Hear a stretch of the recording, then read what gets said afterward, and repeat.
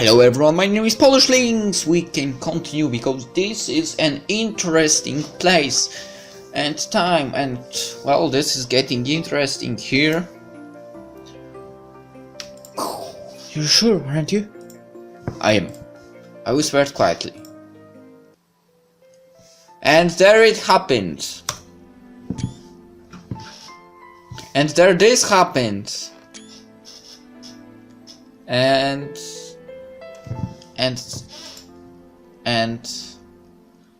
that would be all. When I woke up, it was already dark outside. I got out of bed, put on my trousers and had a stroll around the room. What was that? Just an animal instinct, or maybe it was something more? No, it's all wrong. Completely wrong. I'm stuck in this camp. I've lost my chance to get out of here, and most of all, I'm with a girl who probably has a split personality and maniac depressive disorder. I look at the sleeping Lena. Anyhow, she's marvelous.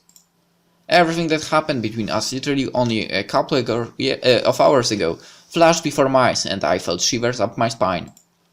I don't know if it's right or wrong, but if I could have returned back in time, I would have done exactly the same things.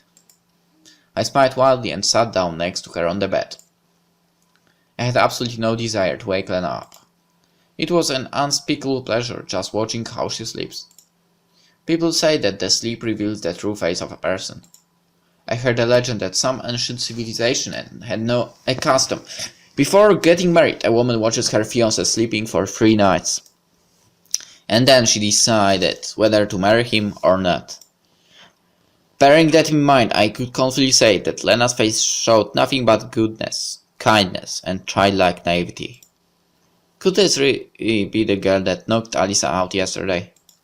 Well, whatever it may be, everything is already happened.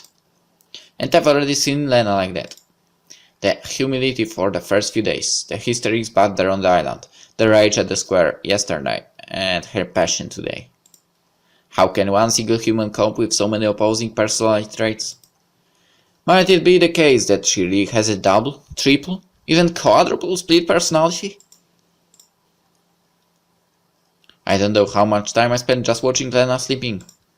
It might have been a couple of minutes, or it might have been a couple of hours. Finally she awakened. Good morning. Oh, good morning. Nice view. Lena smiled tenderly. Come here. She rose and hugged me. I didn't resist and plopped down on the bed. You are so wonderful. Thanks. She whispered in my ear, kissing my neck. You do. But my voice hesitated. Wanna do it again? She asked playfully. Hold on. I moved her away gently. You know, all this is anything but simple. When we just met, you seemed to be the person that you seemed to be another one, and today... Now I can't understand at all who you really are. And yet again, what did you did to Alisa? Her again? Lena covered up with a blanket and turned away. Didn't you like what we did? Want to do it with her too? Now I won't hold you back. Come on, compare us. I'll leave you her address. You can tell me who is better, or we can have a threesome. She sounded like she wasn't talking about me or her. Like she was talking about complete strangers. Oh, there you go again. I sighed. Throughout today you should have realized that the last person I would think about now would be Alisa. Okay, you're right. She turned to me, smiled and hugged me tightly. Hold on. I still have to understand. Why? I can't just simply. And yes, I do care. That's why I really need to know why you really are, who you really are. I'm just me, she answered in the same languid voice. My brakes started to break from all these emotions. I have to calm down somehow. I jumped to my feet and moved across to sit on the opposite bed. Fine, Lena said disappointedly and started to get dressed. I'm not asking for much. Just a few answers to a few questions. Later, it's time to depart. She interrupted me impassively. What? Where are we going? What do you mean where? Back to town, of course. But you told me... Well, I might have withheld something. In fact, I persuaded Drevna that we still had some extremely urgent matters here, and he will come later. How would we go to the town then? By bus, of course. There are no buses here. I grinned. What do you mean no buses? Of course there are. Road 410. I didn't know whether I should believe it or not. The situation seemed to be going out of control, but I wouldn't argue. Okay. I managed cautiously. Come on, get packed. Meet me at the square in 10 minutes. Okay. I gave up asking and left the cabin. Frankly speaking, I had almost nothing to pack. I just tossed my winter clothing into bag and headed to the square. Lena was already waiting for me there with a gym bag on her shoulder. You don't seem to carry a lot of baggage. It's just enough. She smiled. Let me carry it. Please do. Although her bag seemed almost weightless, a bit of chivalry never hurt anyone. We were walking and Lena was constantly telling jokes, anecdotes, funny stories and never stopped laughing. Now I'd really lost touch with the person next to me. Is she the one I met a week ago, or the one I saw for the first time this morning? When we reached the bus stop, I took out my mobile phone and checked the time. Surprisingly, there was still some power left. It was almost 11 p.m. Isn't it a bit late for buses? Oh, what is that? Asked Lena curiously. Oh, just a toy. Take it, it's a gift. Thank you. She smiled and took the phone. What can you play on it? You'll work it out yourself later. It's not that hard. Anyway, a mobile phone is totally useless here. Waited for about half an hour and Lena just kept talking and talking. Well, I must admit that I found her stories amusing and I felt comfortable with her, but what about the bus? So what about... I didn't finish that sentence as I saw the glimmer of headlights in the distance. Ah, here it is! Lena exclaimed enthusiastically. The bus was slowly carrying us away from the Sovyonok pioneer camp. I just wanted to believe that we'd never ever go back. The darkness beyond the window prevented us from seeing the road, the woods or the fields. Actually, it might be the case that they are all long gone and we are flying through a void towards the unknown. Anyway, I couldn't care less for the surroundings. I just kept listening to Lena. Perhaps she had said more words today than she had throughout her past life. You know, I interrupted her at last. I still don't understand. What exactly? She smiled. How come you could be so hesitant? So humble at first, unable to string two words together, and then... like this. Is it that important? Yeah, for me it is. Well... She took a deep breath before answering. You see, I've always been the way you saw me the first time we met. I was like that in public. I wasn't able to live as I wanted to since childhood, so I put on a mask. She went silent. Oh, let's not go too deep into that. Lena laughed and cuddled my arm, pressing her body tightly against me. Okay, I get it. It was probably very hard for her to discuss it, indeed. Anyway, I got a lot even from such a short explanation. But still, can I be sure you won't turn into that one again? You won't retreat into your shell, won't surrender to your anger and rage? That depends on you. Lena smiled slyly. It was just now that I realized that I'm playing a high-stakes game. On the one hand, I've spent a week in this obscure world just trying to find some answers.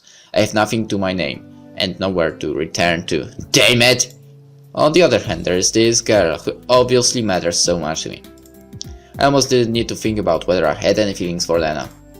I just wanted to be by her side, look at her, listen to her voice. I liked the way she was. I assured myself that this is it. The real Lena is in front of me. And now, when these thoughts came back, about my past life, my mysterious appearance in an Yankees pioneer camp, it's just not the time for such thoughts. I feel good right now being close to her. I don't want to return anywhere. I don't want any answers. I don't want to think about what's going to happen tomorrow. If it's up to me, then I just want to believe that you will always be the way you are now. For this is the way I love you. Then I'll keep being this way as long as we're together. She hugged me even tighter. I don't know how long we'd been on the road, but Lena's chatter gradually started to quiet down. She put her head on my shoulder, but was still telling me a story about her cat getting the sleeping medicine, getting dizzy and wreaking havoc. I slowly started to dissolve myself. But still, why did you hit Alisa? She looked at me closely with a serious expression on her face. I always hated that bitch. Lena laughed loudly and nuzzled into my shoulder. I didn't expect that. I desperately tried not to fall asleep. It's unknown what's waiting there after the bus's next turn. It might be a new life waiting for me, or it might be the end of this fairy tale, and I'll be buried in the coffin of the peeling walls and ceiling of my old apartment. But it was a losing battle. Morpheus had summoned legions of monsters under command of fatigue, exhaustion, desolation, and uncertainty. That's a good quote. I had no chance to win the battle against these four horsemen of the apocalypse, and I drifted off to sleep.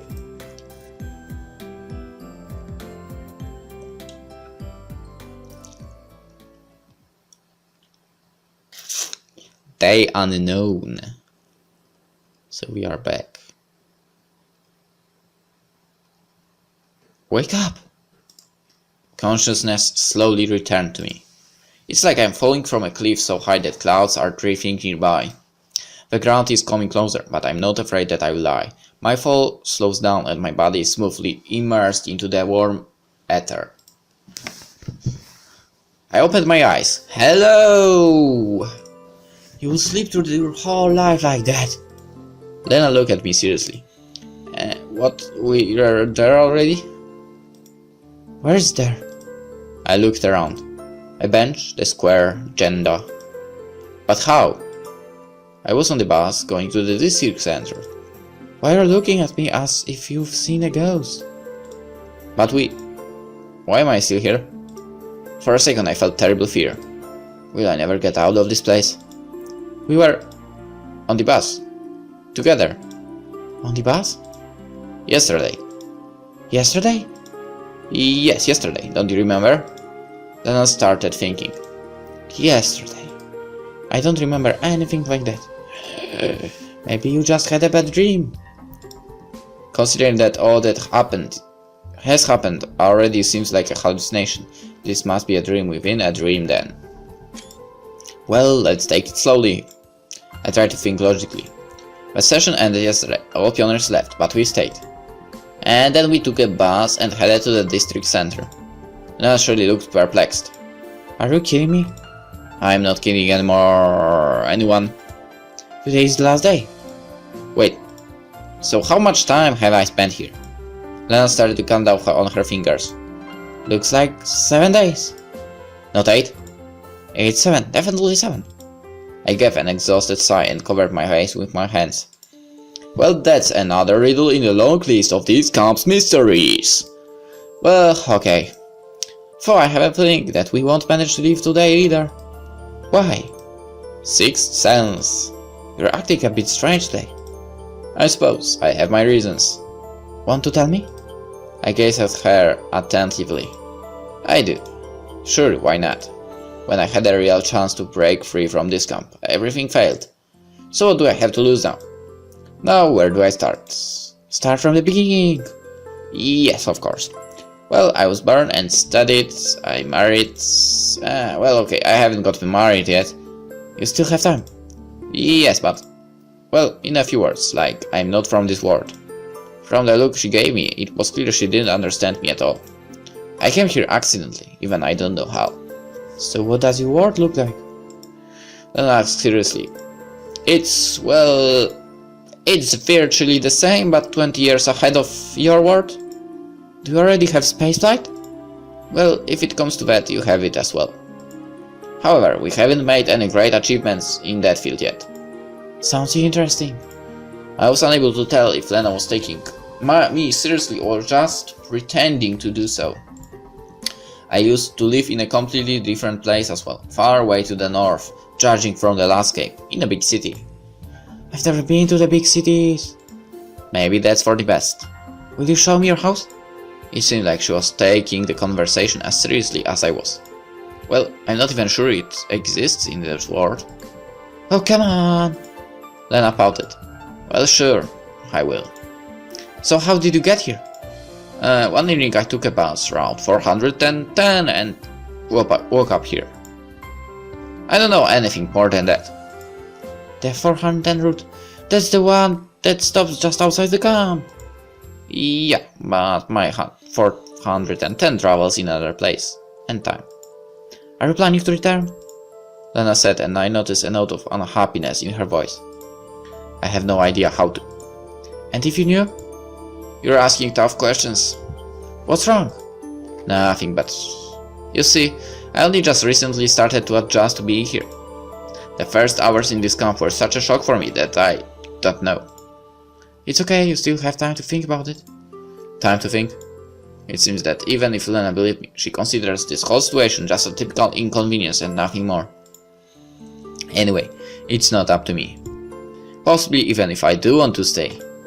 You see, the one who brought me here can take me back as well. I believe that any event in a person's life has a reason. Therefore, you are here for some reason. Maybe. And if you haven't returned, you must be needed here. Well, I can't rule out that interpretation. Hey! Time to pack your stuff!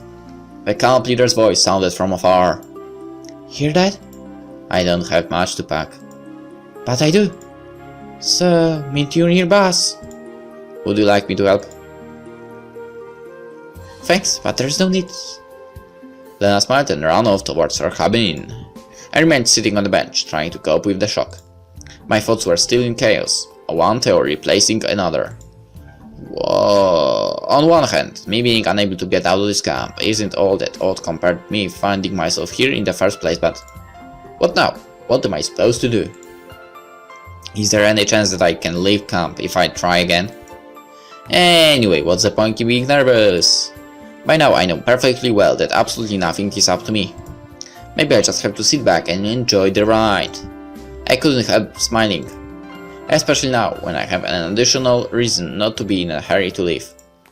And that reason is Lena. Maybe she's right and I'm here for some reason. But in the end, even if I can narrow down the possible explanations for my situation to a reasonable minimum, there would still be 1001. And if I keep exhausting myself analyzing them, I'll just go mad. Maybe it's time to make a choice. Maybe this world is not so bad after all. Especially since for the first time in a long time I have something to live for. It's still a vague something, but still I have it. It exists. And now I have the power not to simply hold it, but to develop it into something bigger. With such thoughts, I stood up and started walking to Olga Dmitrievna's cabin in order to pack my humble belongings and leave the Sovyonok pioneer camp forever.